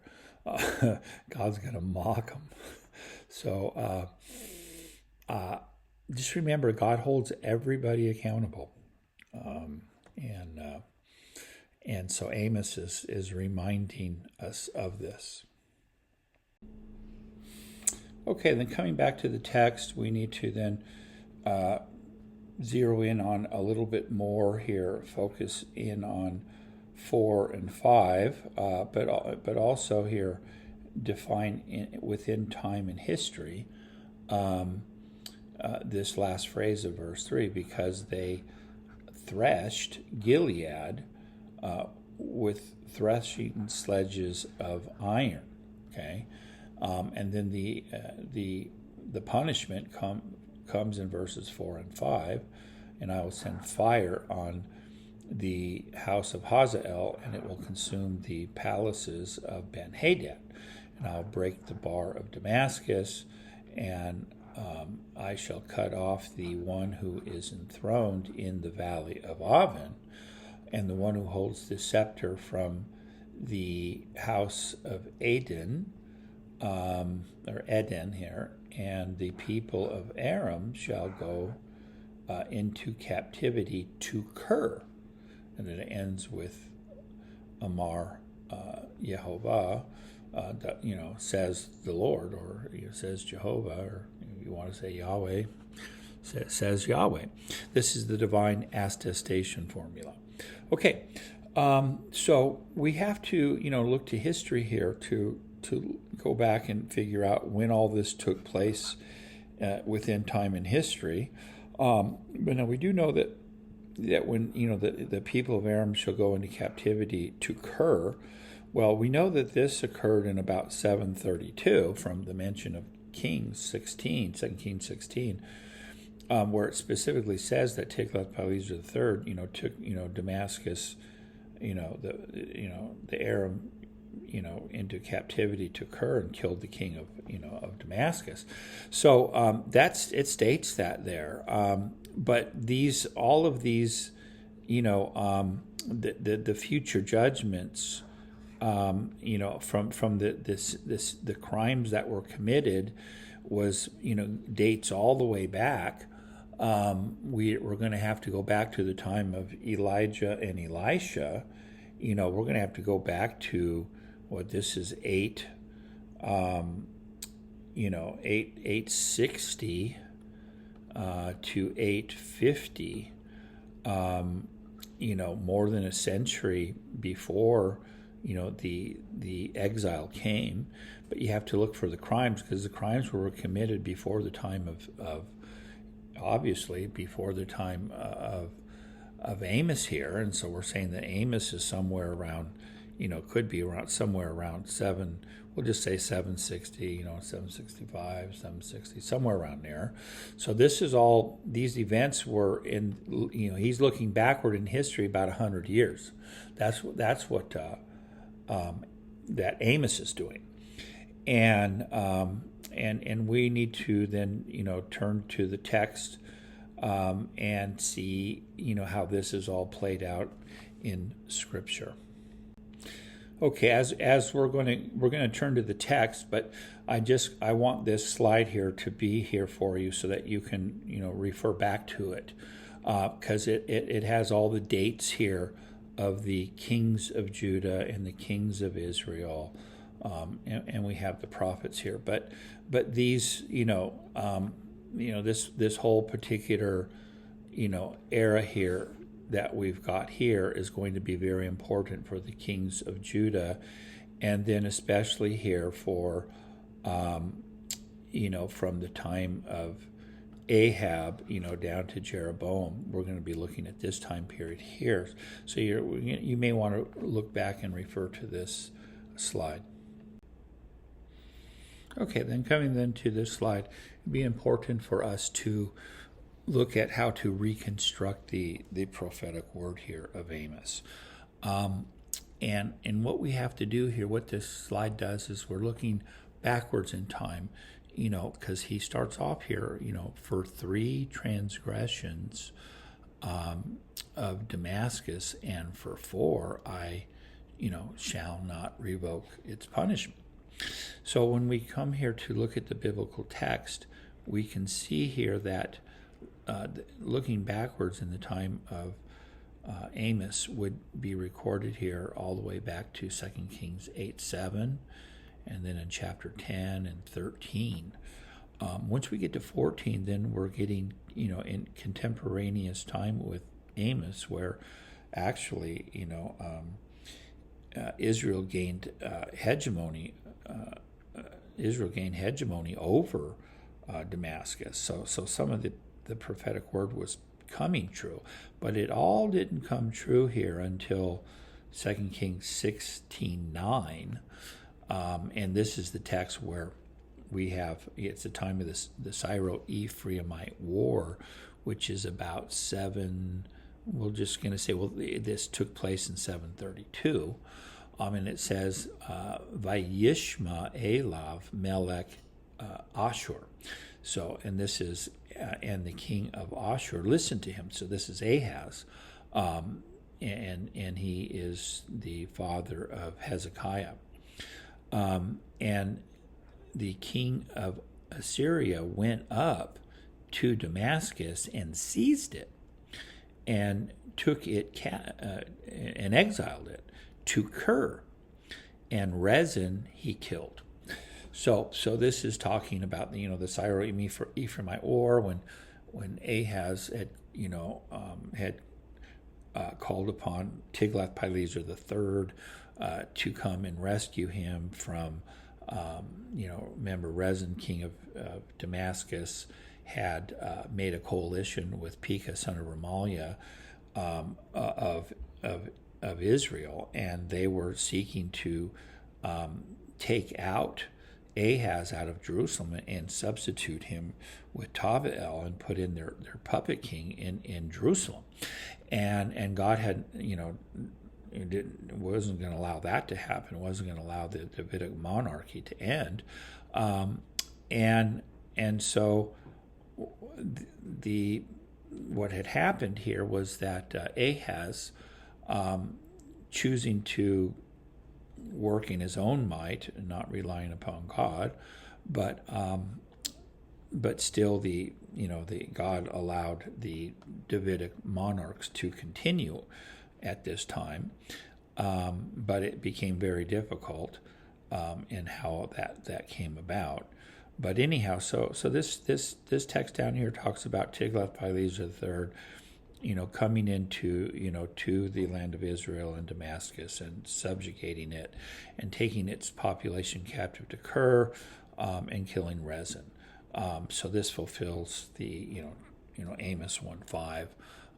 And then all the, for 3, crimes of Damascus, and for 4, well, then this begins up here, Vayavo Elisha Damasek,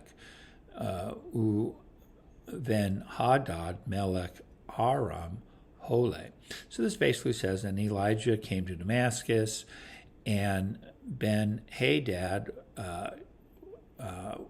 king of Aram, was sick. And then it just goes on to say, and it was reported to him, saying, the man of God is come unto here. And the king said to Hazael, take in your hand a gift, and go meet the man of God, and you shall inquire Yahweh from him, saying, shall I live from this sickness? And Hazael went to meet him, and took a gift in his hand, all the good things of Damascus. And now get this, a masa of arba'im gamal, a load of 40 camels. So, and believe me, this was all the good things of Damascus.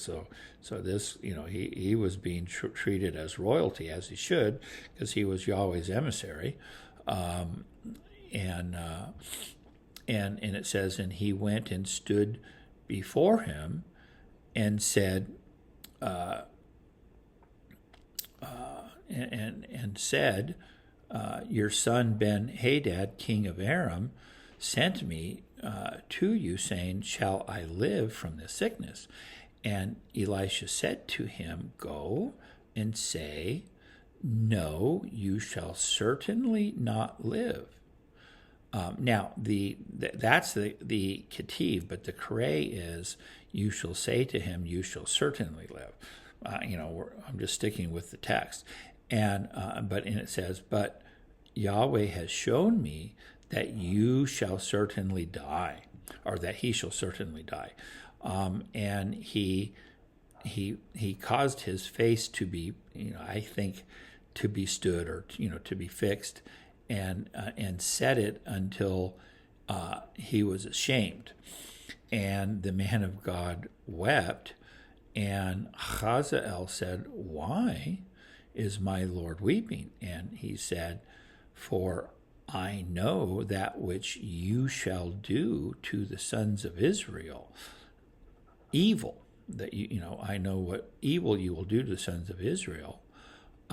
Their fortresses you shall set fire to, and their young men you shall kill with the sword, and their young you shall dash to pieces, and their pregnant women you shall split open. And Hazael said that, what is your servant, a dog, that he should do this great thing? And Elisha said, Yahweh has shown me you shall be king over Aram.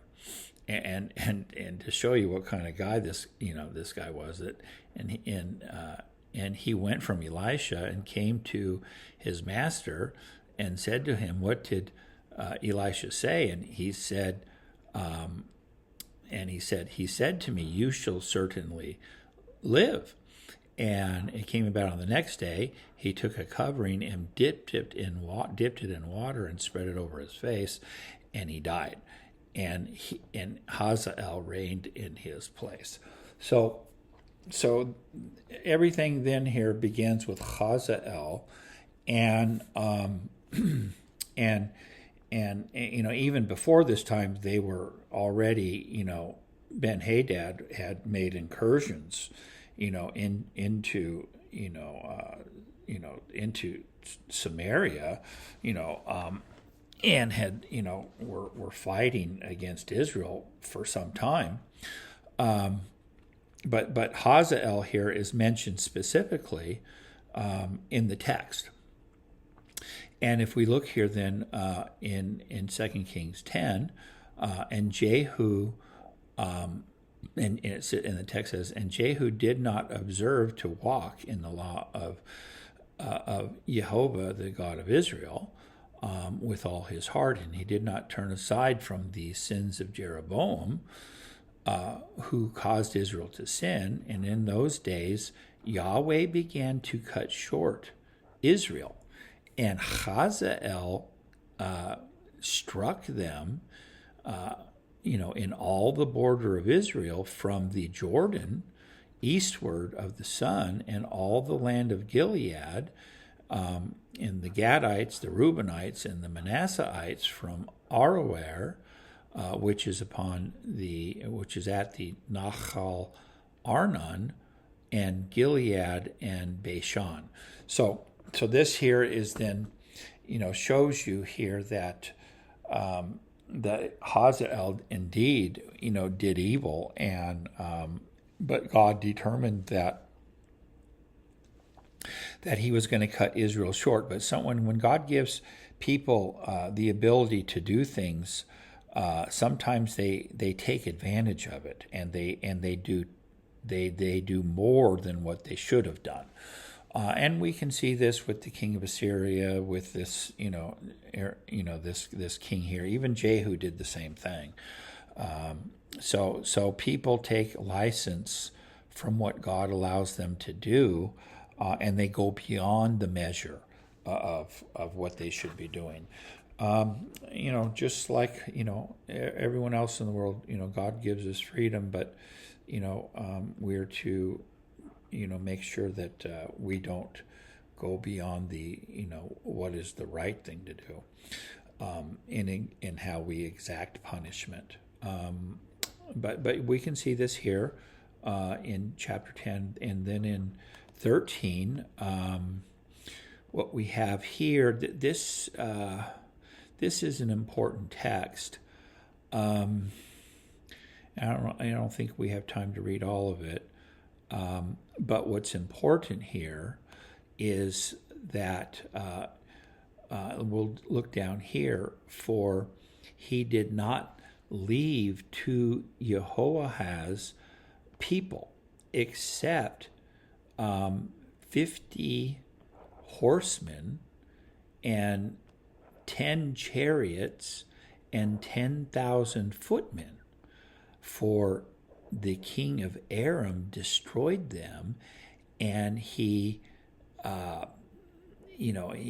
destroyed them, or something like that, and made them as the dust of threshing. So here's even a phrase that remember, that what they were, the 3 sins and for 4, that they had threshed Gilead with iron threshing sledges. And he said here that, that the king of Aram, had made them, that is Israel here, as the dust of threshing. So that's an important, some terminology here that gets, going from a metaphorical phrase where Amos is going to say that this was actually done, at some time during this time period, before we're just going to say before the 700s, during the 8th century. So in the last half, basically, of from 860 all the way down to 800 in the last half of the 9th century, that all these sins were committed.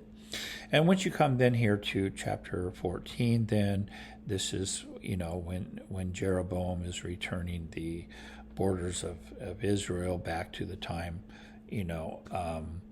of Solomon, and it was a time of prosperity in which Amos lived, and so Jeroboam had extended the border all the way to Lebo Hamath, and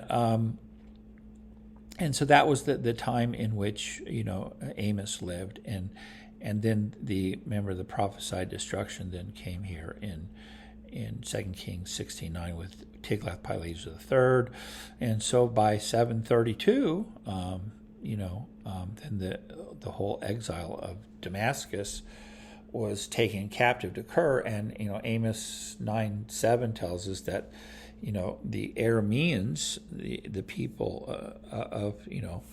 of Aram, their beginnings came from Ker, and this is some country that's near Elam, down near south of Babylon, and so they're being taken captive back to their homeland,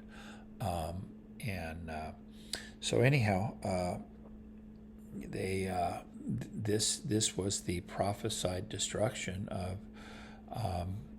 of Damascus.